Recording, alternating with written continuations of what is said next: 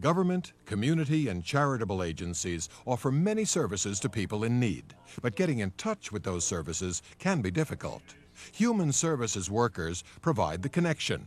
They are the face of an agency. Their job titles and responsibilities vary. The question is this, folks. It's the question on the floor.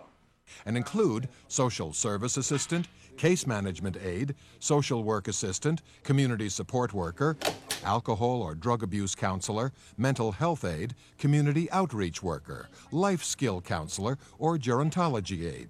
Any one of those titles refers to the person who helps individuals reach the social and healthcare services they need. At the same time, human services workers help determine whether people seeking help are indeed eligible for benefits and services. So the human service worker might examine financial documents like rent receipts and tax returns.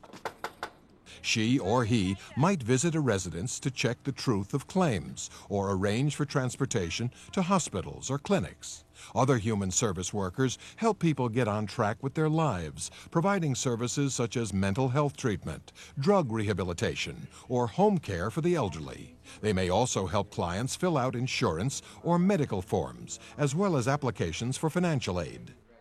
A bachelor's degree is usually not required in this expanding field. Instead, certificates or associate degrees in subjects like social work, human services, or social and behavioral sciences enhance your ability to get a job and do it.